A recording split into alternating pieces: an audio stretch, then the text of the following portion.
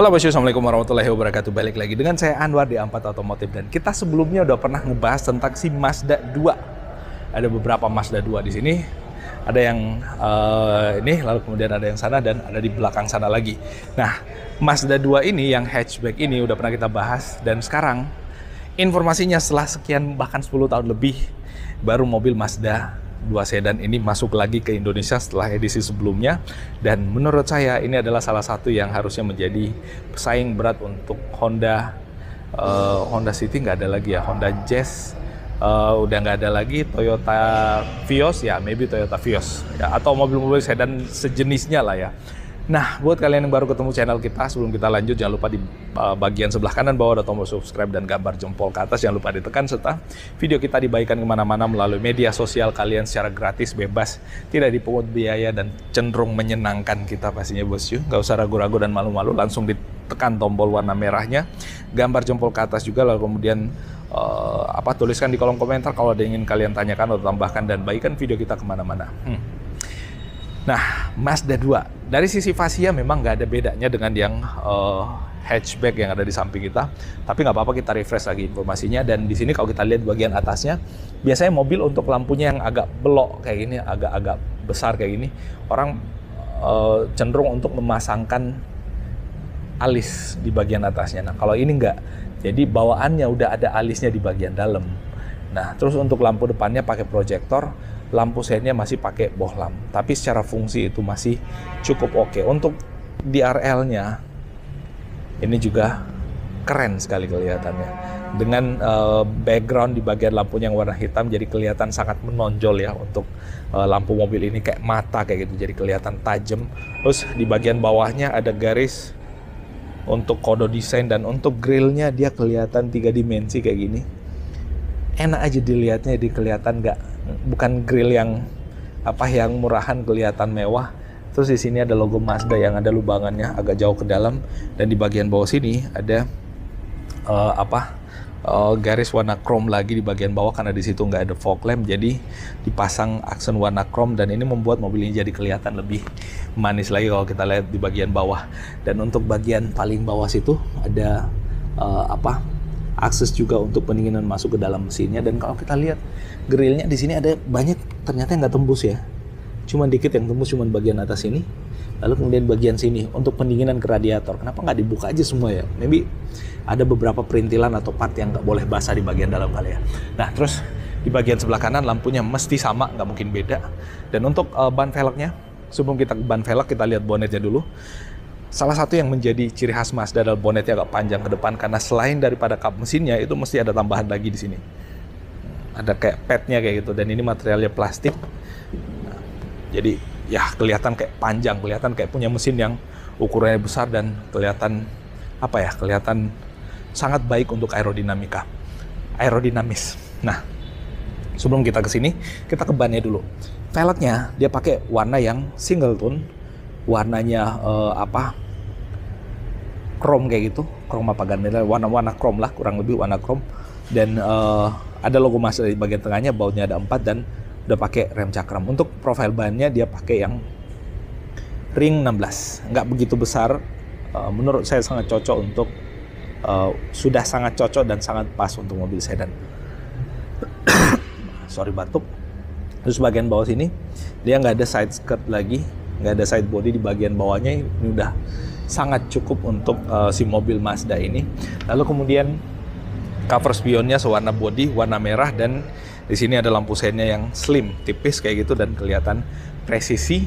Terus di bagian samping ada tombol buat lock unlock, karena mobil ini udah pakai smart key keyless, dan ada anakan kunci untuk kondisi emergency juga. Nah, di bagian belakang sama sewarna body juga, untuk handle pintunya nggak mungkin beda. Terus bagian paling belakang ukuran ban velgnya sama, dan remnya udah pakai cakram juga, jadi pakem, enak untuk pengereman, dan per belakangnya pakai per keong. Kalau kita lihat shock breakernya ukurannya cukup besar ya, harusnya sih nggak begitu, harusnya sangat nyaman ya. Sedan kan terkenal sebagai mobil yang nyaman untuk dikendarai dalam kota atau perjalanan jauh pun bahkan nyaman, karena kestabilannya dengan ground clearance yang cukup rendah kayak gitu.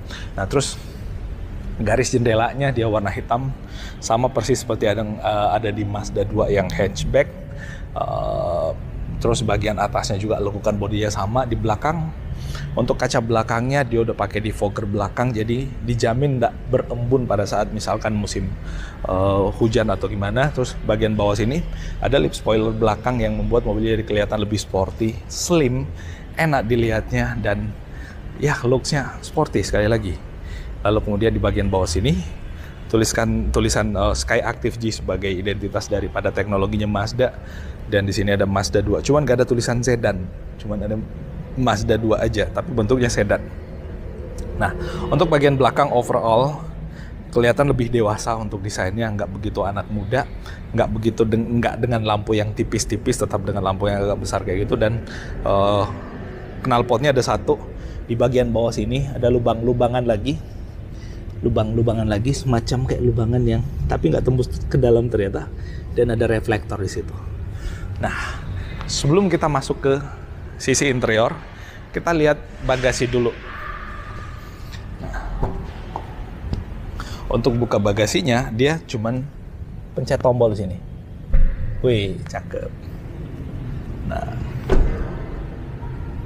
untuk kargonya sih sedan harusnya lebih besar daripada itu ya, daripada yang hatchback, dan memang kelihatan di sini ukuran kargonya jadi jauh lebih luas. Di bagian bawah sini tetap ada ban serep yang nggak full size, velgnya velg kaleng. Terus di sini buat naruh barang itu masih sangat luas, dan di bagian atas tuh ada lampunya juga untuk penerangan area bagasi pada saat kita butuh untuk melihat barang apa yang diambil. Dan ini masih ada over lagi ke samping, jadi bisa buat bawah maybe stick golf yang memanjang ke samping. Kalau misalkan masih dirasa kurang, tinggal tarik tuas yang ada di sini untuk melipat jok baris kedua yang ada di situ untuk kita membawa barang yang cukup panjang ke depan. Nah, bisa dengan cara kayak gitu juga. Terus bagasinya di atas sudah pakai peredam lagi, jadi nggak ada suara-suara berisik yang ada dari belakang yang harusnya mengganggu bagian interior. Oh ya, untuk menutupnya juga sangat enteng, jadi enak, nyaman buat buka tutupnya. Kita ke baris 2, mulai baris 2 sebelum kita ke bagian paling depan. Untuk baris kedua di sini plastik, tapi motifnya kayak kulit, dan di bawah di sini Alcantara. Aduh, lembut, enak ya, kayak mobil-mobil sport juga. Terus di sini ada kayak aksen-aksen chrome lagi, tombol buat power window. Di bagian bawah ada jok yang dia materialnya kulit, lebih mewah kulitnya CX-30 pastinya, tapi di bagian dalamnya ada Alcantara lagi, fabric Alcantara kayak gitu. Ada, tapi warnanya cukup itu ya, bukan yang warna gelap semua ya, semua tergantung ke selera, tapi menurut saya so far cukup. Dan ini juga cukup nyaman untuk kita duduk, apalagi di bagian belakang. Kalau kita lihat ada 3 headrest yang ukurannya besar-besar, jadi harusnya cukup proper untuk 3 orang duduk di bagian belakang. Dan duduk di bagian dalamnya ini, kita coba duduk di bagian dalam. Sedan lah ya. Ini pas biasanya kayak gini, dan memang nggak begitu lega, tapi menurut saya udah pas untuk mobil sedan. Di sini bisa buat naruh handphone atau naruh apa aja di situ, dan ininya masih bisa mundur ke belakang buat drivernya. Di atas ada headrestnya yang ukurannya cukup besar pula, bisa disetting sesuai dengan kebutuhan. Ada lampu baca, cuma lampu bacanya dihidupinnya dari mana ya, dari depan kali. Kurang lebih kayak itu. Terus bagian sini bisa buat naruh sesuatu, naruh minuman, naruh apa gitu, termasuk di bagian depan kalau misalkan di belakang kurang. Dan ini ada anakan kunci, ada kuncinya. Kuncinya bisa buat buka bagasi, buat lock unlock doornya itu bisa, dan tentu ada anakan kunci untuk kondisi emergency yang bisa dicabut. Nah, itu kondisi emergency only. Nah, kayak gitu cukup nyaman untuk duduk di sini. Terus kita ke bagian depan. Sedan enak sih sedan.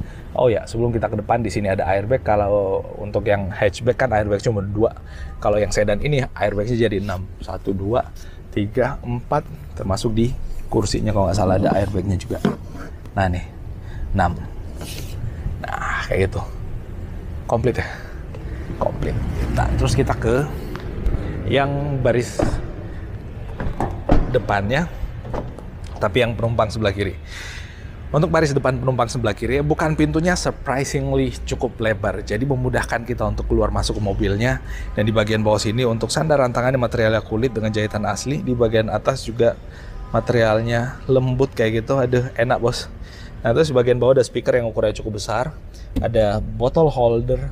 Terus untuk joknya dia hanya ada pengaturan buat recline dan sliding, jadi nggak ada pengaturan untuk ketinggian, tapi ini udah sangat cukup untuk sebuah mobil sedan. Dan di sini kalau kita lihat joknya ala-ala semi bucket juga, dan cukup empuk dengan motif jok yang variasinya cukup banyak ya. Bukan motif jok yang sesimpel biasanya, dibikin lebih rame dan kelihatan lebih luxury juga. Nah, untuk kisi-kisi AC-nya masih sama dengan Mazda yang lainnya, kayak lampunya kayak turbin pesawat kayak gitu juga.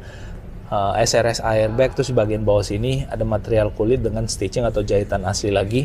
Dan di bagian paling bawah sini, tempat penyimpanannya cukup besar, tapi dia belum yang soft opening dan gak ada lampunya. Di sini materialnya kulit dengan jahitan asli juga, dan ada tuas untuk parking brake-nya. Sekarang kita ke sisi kemudi.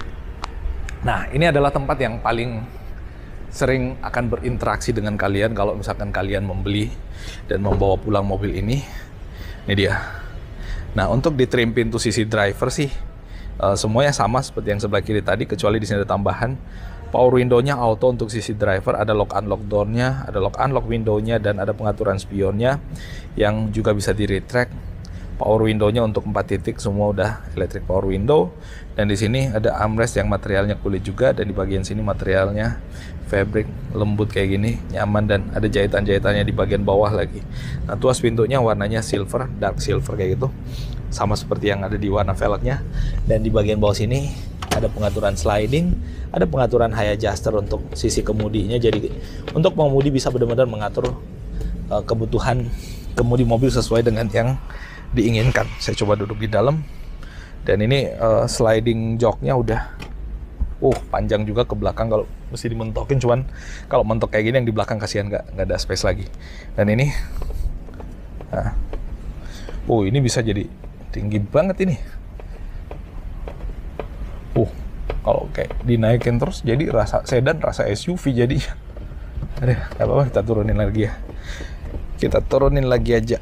Nah, sebelum kita ke bagian yang ada di dashboard dan setirnya, parking brake-nya masih yang mechanical, dan ini sangat nyaman karena dibalut kulit dan jahitan asli bagian atasnya. Di sini ada stopper buat tangan kita mengakses head unitnya dengan model tuas dan tombol kayak gini. Enak ya, ada home-nya, ada navigasinya, lalu kemudian music, dan di sini untuk volumenya. Kalau misalkan mau di mute langsung di push ke bawah aja, dan ada tombol back dan ada tombol buat favorite. Semuanya ada di sini untuk akses ke head unitnya. Lalu kemudian di sini ada mode sportnya. Kalau misalkan kalian butuh mengendarai mobil dengan mode sport, ada di situ juga. Dan gimana kalau kita start mobilnya aja? Tapi nggak, dalam showroom kesian nanti emisinya. Nah, terus di bagian sini transmisinya otomatis pastinya.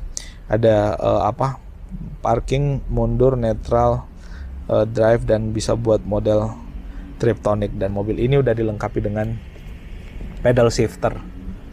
Pedal shifter ya. Oke, pedal shifter bener. Ada cruise controlnya juga yang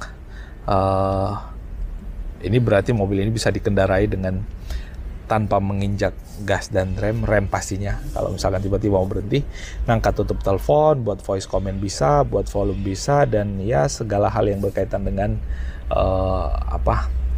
head unit. Nah, kita di posisi ignition. Head unitnya cukup kecil ya. Nah, di sini navigasinya dari sini nih. Nah, kita kiri kanan, terus kita pilih musik, tinggal tombol ke bawah. Nggak ada. Terus kita back. Jadi kalau misalkan sejauh ini ke sana pun sebenarnya nggak ada masalah, karena ada tombol shortcut yang dipasang di sini. Terus AC-nya masih yang putar-putar kayak gini, tapi udah climate control, udah bisa auto juga di sini. Nah, termasuk di sini bisa buat auto juga untuk arah semburannya. Ada di fogger belakang depan, sirkulasi udara bisa diatur. Di bagian bawah ada USB slot buat charging, dan ada buat memori. Bisa buat slot memori juga di bagian situ. 2 USB slot, ada aux, dan ada power outlet tambahan kalau misalkan butuh ekstra. Dan di sini ada wireless charging juga kelihatan, ada tombol on off-nya untuk wireless charging. So sangat nyaman buat gadget kita. Dan ini setirnya bisa diatur pastinya buat naik turun, dan majunya panjang bos, jadi pastinya sangat nyaman. Terus di atas ini ada spion tengah yang masih manual dimming, ada lampu baca yang cukup terang, sun visor nggak ada dengan vanity mirror di bagian depannya, sama bagian driver sun visor dengan vanity mirror juga. Nah bos, itu yang bisa kita update kali ini tentang Mazda 2 sedan ini. Semoga ini bermanfaat, dan kalau kalian tertarik dengan mobilnya, kunjungi Mazda. Buat kalian yang di Makassar, kunjungi Mazda Makassar. Makasih dan assalamualaikum warahmatullahi wabarakatuh.